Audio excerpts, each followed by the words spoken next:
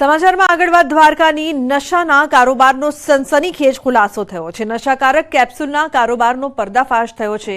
એનઆરએક્સ, અલ્પ્રાઝોલમ અને અલ્પ્રાડોમમાં નશા તરીકે ઉપયોગ કરવામાં આવતું હતું। ખંભાળિયામાં 500 નંગ કેપ્સ્યુલ મળી આવી છે। ઇરફાન નામના શખ્સ પાસેથી મળી છે નશાની કેપ્સ્યુલ।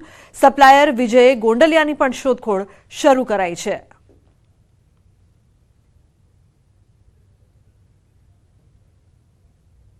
तो कबूतरबाजी केस में वॉन्टेड आरोपीओ माटे इनाम जाहिर करवामां आव्युं छे। स्टेट मॉनिटरिंग सेले 6 वॉन्टेड ने पकड़वा इनाम जाहिर कर्युं। वॉन्टेड आरोपीओ ने पकड़वा 25,000 इनाम जाहिर करवामां आव्युं छे। घणा समयथी एजंटो फरार हता। माहिती आपनारने इनामनी जाहेरात। आरोपी एजंट जाकिर शेख, पंकज पटेल, अमनदीप सिंह, रजनी पटेल, राकेश राय, बिपिन दर्जी हता वॉन्टेड।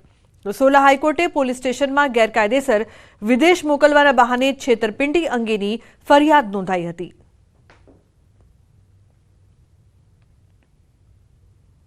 समाचार में आगळ वात गांधीनगरनी। गांधीनगरना लिहोडामां देशी दारू कांडमां 6 दर्दीओने रजा अपाई छे। 7 दर्दीओमांथी 6 दर्दीओने होस्पिટલમાંથી रजा अपाई छे। तो आईसीयूमां रहेला दर्दीनी तबियत सुधारा पर। लिहोडामां दारू पीवाथी 2 व्यक्तिना मौत અને 7 ने गंभीर असर थई हती।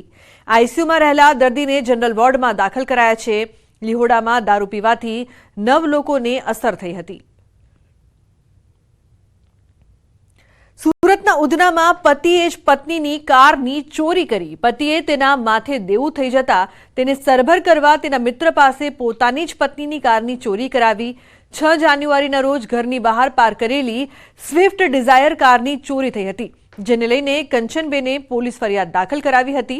पोलीसे सीसीटीवी फूटेज अने टेक्निकल सर्वेलन्सना आधारे तपास करता समग्र घटनानो पर्दाफाश थयो।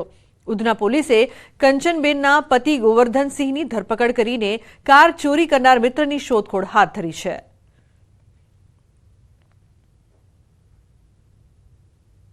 एमना माथे देवुं थई गयेलुं छे अने एमणे ए देवुं सरभर करवा माटे जे वाहन पर टॉपअप लोन लीधेली हती ए लोनना हप्ता भरी न शकता होवाना कारणे एमणे पोताना मित्रने ज डुप्लिकेट चावी आपी अने आ वाहननी चोरी करावेली हती।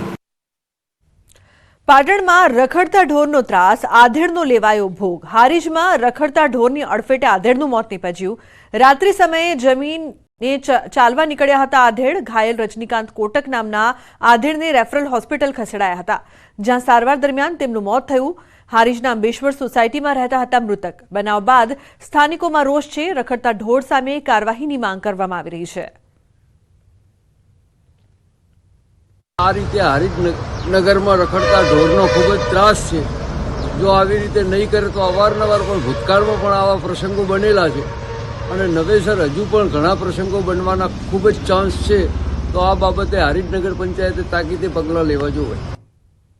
સમાચારમાં આગળ વાત જૂનાગઢની। જૂનાગઢમાં રખડતા ઢોરનો આતંક જોવા મળી રહ્યો છે। રખડતા ઢોરના હુમલાનો બનાવ સીસીટીવીમાં કેદ થયો છે। શિંગડા ભરાવી રાહદારીને રોડ પર પટક્યો। ઢોરે રાહદારીને પગથી 1 મિનિટ સુધી ખૂંદી નાખ્યો। શહેરના રહેવાસી સંજયભાઈ મકવાણા ખાડિયા વિસ્તારમાંથી પસાર થઈ રહ્યા હતા, ત્યારે અચાનક રખડતા ઢોરે તેમની પર હુમલો કર્યો।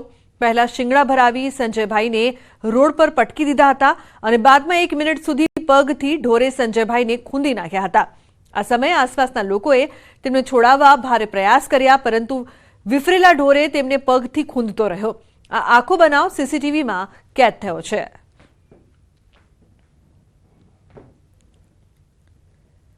तो बीजी तरफ बात करिए दाहोदनी। दाहोदना कंबोई गाममां भूंडनो त्रास वध्यो छे। खेतरमां काम करी रहेला लोको पर भूंडनो हुमलो। सवारे खेती काम करता 6 लोको पर भूंडनो हुमलो। भूंडे खेडूतोना हाथ पग पर बचका भर्या। हालमां घायलोने होस्पिटल खसेडाया छे। भूंडना त्रासथी स्थानिको ત્રાહિમામ પોકારી ઉઠ્યા છે। ત્રાસના નિરાકરણની માંગ કરી રહ્યા છે।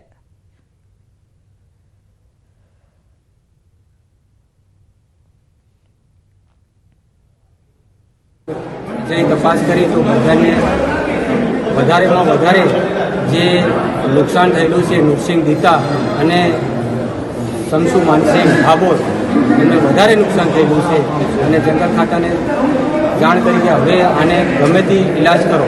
સવારમાં આવ્યું તડકો ટીપકાવાળો તપનો હુમલો કરે, પછી પાડી દીધા પછી ઘરે અનામત આપતા હતા ને અચાનક આવી ગયું ખેતરમાં। પછી પછી ડાયરેક્ટ હુમલો જ કર્યો. બીજી તરફ વાત કરી ગીર સોમનાથના મંડોર ગામમાં દીપડાની દહેશત જોવા મળી રહી છે. 55 વર્ષીય આધેડ પર દીપડાના હુમલામાં આધેડ ઘાયલ થયા, હોસ્પિટલ ખસેડવામાં આવ્યા છે. દીપડાના હુમલાથી ગામમાં ભારે દહેશત જોવા મળી રહી છે. ખેડૂતોને ખેતરમાં કામ કરવું પણ હવે મુશ્કેલ બન્યું છે. તો વન વિભાગ તાકીદે દીપડાને પકડે તેવી સ્થાનિકો માંગ કરી રહ્યા છે. અયોધ્યામાં 16 જાન્યુઆરીથી શરૂ થયેલ પ્રાણ પ્રતિષ્ઠા અનુષ્ઠાનનો ગુરુવારે ત્રીજો દિવસ છે. આજે ગર્ભગૃહમાં રામલલ્લાની મૂર્તિની સ્થાપના રામ યંત્ર પર કરવામાં આવશે. 17 જાન્યુઆરીએ ગર્ભગૃહમાં સ્થાપિત થનારી 200 કિલો વજનની રામલલ્લાની નવી મૂર્તિને જન્મભૂમિ મંદિર પરિસરમાં લાવવામાં આવી હતી. પ્રાણ પ્રતિષ્ઠા માટે રામલલ્લાની મૂર્તિ મંદિર પરિસરમાં પહોંચી ગઈ છે. ક્રેનની મદદથી રામલલ્લાની મૂર્તિને મંદિરમાં લઈ જવાઈ, જ્યારે રામલલ્લાની પ્રતિકાત્મક રજત મૂર્તિનું મંદિર પરિસરમાં ભ્રમણ કરાવાયું. રામલલ્લાની મૂર્તિનું વજન વધારે હોવાથી ચાંદીની મૂર્તિને પરિસરમાં ભ્રમણ કરાવવામાં આવી હતી. ચાંદીની આ મૂર્તિનું વજન 10 કિલો છે. આજે રામલલ્લાની મૂર્તિ ગર્ભગૃહમાં સ્થાપિત કરવામાં આવશે, જેને લઈને વહેલી સવારથી વિવિધ પૂજા અનુષ્ઠાન ચાલી રહ્યા છે. મોટી સંખ્યામાં વિદ્વાનો રામ મંદિરની અંદર પૂજન વિધિ કરાવી રહ્યા છે. મંદિરમાં હાલ મુખ્ય યજમાન સાથે 200થી વધુ લોકો છે, જે પૂજા અનુષ્ઠાનમાં જોડાયા છે. મૂર્તિ સ્થાપિત થયા બાદ આગામી 3 દિવસ વિશેષ પૂજા અને અનુષ્ઠાન થશે, જ્યારે 22 જાન્યુઆરીએ રામલલ્લાની મૂર્તિની પ્રાણ પ્રતિષ્ઠા થશે. તો અયોધ્યામાં રામ મંદિર પ્રાણ પ્રતિષ્ઠા મહોત્સવને લઈને ભક્તો પોતાની રામ ભક્તિ બતાવી રહ્યા છે. ત્યારે વડોદરામાં મહિલા સ્કાય ડાઈવરે પોતાની અનોખી ભક્તિ બતાવી છે. વડોદરાની 28 વર્ષીય શ્વેતા પરમારે આકાશમાં 1300 ફૂટની ઊંચાઈએ જય શ્રી રામ લખેલું બેનર ફરકાવ્યું હતું. દેશની સાંસ્કૃતિક અને આધ્યાત્મિક વિરાસતને દર્શાવી હતી. શ્વેતા પરમાર સ્કાય ડાઇવિંગનું લાયસન્સ ધરાવતા ગુજરાતના પહેલા અને દેશના ચોથા મહિલા નાગરિક છે, જે 297 વખત આકાશી કૂદકો મારી ચૂક્યા છે.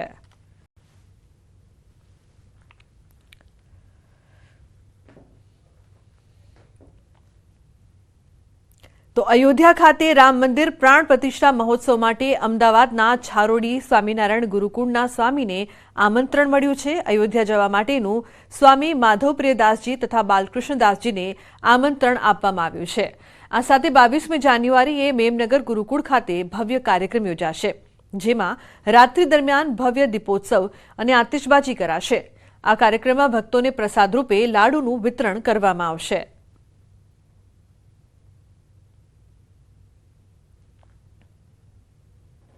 અયોધ્યા ખાતે 22મી જાન્યુઆરીએ ભગવાન શ્રી રામલલ્લાની જે મૂર્તિ છે તેની પ્રતિષ્ઠા કરાશે. દેશના પ્રધાનમંત્રી નરેન્દ્ર મોદી સહિત તમામ મહાનુભાવો ઉપસ્થિત રહેવાના છે. ત્યારે સમગ્ર ભારત વર્ષ અને સમગ્ર વિશ્વમાંથી અનેક સાધુ સમાજના સંતો પણ તે કાર્યક્રમમાં ઉપસ્થિત રહેવાના. ત્યારે અમદાવાદના જે છારોડી અને મેમનગર ગુરુકુળ છે તેના સ્વામીને પણ ખાસ આમંત્રણ અપાયું છે. બાલકૃષ્ણ સ્વામી જોડાયા છે મારી સાથે જ માધવપ્રદેશ સ્વામીને પણ આ આમંત્રણ મળ્યું છે આ કાર્યક્રમમાં ઉપસ્થિત રહેવા માટે.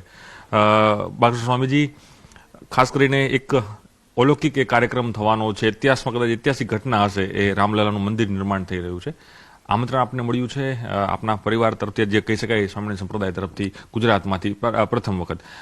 કઈ રીતની પ્રતિક્રિયા આપની પહેલી રહેશે, કારણ કે રામલલ્લાનું મંદિર નિર્માણ થઈ રહ્યું છે? વાલા દેશવાસીઓ, સૌને જય સ્વામિનારાયણ, જય સિયારામ. ખાસ કરીને આપણા સૌ કોઈની ઘણા વર્ષોની એક ઇંતજારી હતી, એક ઝંખના હતી. આપણા કેટલાય સાધુ સંતો, રામ ભક્તો, જેની રામ જન્મભૂમિ સાથે લાગણીઓ જોડાયેલી હતી, એમાં કેટલાય પોતાના બલિદાનો આપ્યા છે. આપણે આ પળ અને આ સમયની રાહ જોઈ અને આપણે એ પળનો અમૂલ્ય લાભ લઈ એવી દરેક દેશવાસીઓને મારી ખાસ નમ્ર ભલામણ છે અને અપીલ છે. અસ્તુ. જય સ્વામિનારાયણ, જય સિયારામ. તો લાગે છે કે આ દેશના સદભાગ્ય છે. અયોધ્યા છે એટલે એ ઉત્તર પ્રદેશનું એક મોટું મહત્વનું સ્થાન છે. એટલે આ દેશને મોદી અને યોગી આ બંને જે મળ્યા છે એ દેશના બહુ મોટા સદભાગ્ય છે. આ પ્રસંગે સમગ્ર વિશ્વમાંથી રામ ભક્તો આ દિવ્ય પ્રસંગનો લાભ લેવા માટે બધા આવશે. તો બુલેટિનમાં હાલ રોકાઈશું એક બ્રેક માટે. આપ જોતા રહો ન્યૂઝ 18 ગુજરાતી.